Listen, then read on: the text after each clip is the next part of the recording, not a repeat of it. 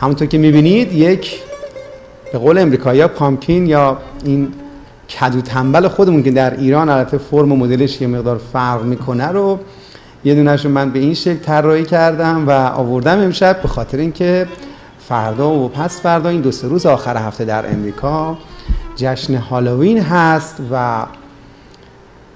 که این یک جشنی است میشه گفت تا حدودی مذهبی بوده در اصل، ولی امروزه این مقدار نماد تفریحی هم به خودش گرفته و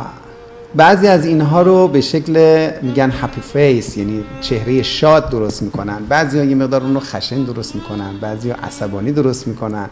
بعضی اون رو ترسناک درست میکنن. اما من یه طرح مدل اینچنینی بهش دادم و خواستم یه خورده با بقیه طرح‌های دیگه که تا حالا بوده فرق بکنه و امروز آوردیم کنار خودمون اینجا که یه مقدارم در مورد هالووین صحبت بکنیم، ببینیم که اصلا هالووین چیست، تاریخچه‌اش چیست و اصلا چرا به وجود اومد و چه ربطی میتونه داشته باشه به فرهنگ خود ما، که یک ربط خیلی قشنگی هم به چهارشنبه سوری ما داره. دوستان عزیزی که در ایران هستن شاید در جریان این مراسم نباشند، بعضی هاشون شاید هم خیلی هاشون در جریان باشند، که من یک گذری بر تاریخچه هالووین خواهم داشت امشب و در رابطه با مراسمش و اینکه از کجا شروع شد و چگونه این سنت موندگار شد در امریکا صحبتی رو با هم خواهیم داشت و از اونجا نقبی میزنیم باز به فرهنگ خودمون و اینکه اینها چگونه به همدیگه ربط دارند. حدود 2000 سال پیش این رسم شروع شد در اروپا. در اروپا اولین بار، یعنی در اون زمان تاریخ میلادی از اول ژانویه نبود، یعنی شروع سال جدید از اول ژانویه نبود، از اول نوامبر بود و 31 اکتبر که پس فردا هستش در امریکا آخرین روز سال حساب می شد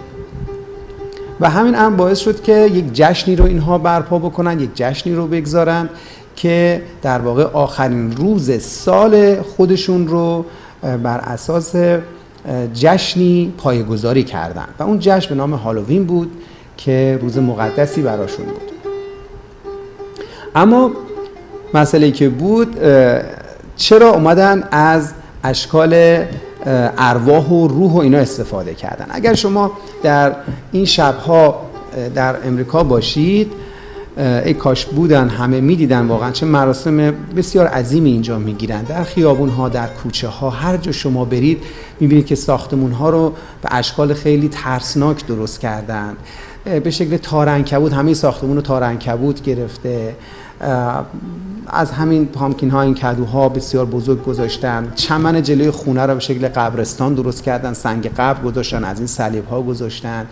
از کنار بعضی ساختمان ها رد میشیم به صورت صوتی یک دستگاه هایی رو گذاشتن که یه دفعه صدای ارواح میاد و ناخودآگاه آدم میترسه. این مثل همین تونل وحشتی که در ایران بود، اما اینجا شما در سطح وسیع‌تری در داخل شهر درست میکنن و همه لباسهای مختلفی میپوشن، هر کسی به هر شکلی که دلش بخواد میتونه لباس بپوشه، دیگه فرقی نمیکنه در این روز زن، مرد، دختر، پسر که چه لباسی بپوشن، هر چقدر ترسناکتر و یا هر چقدر مسخره تر شاید به نوعی بشه بگیم، از دید مردم پوان بیشتری میگیره. اما در ابتدا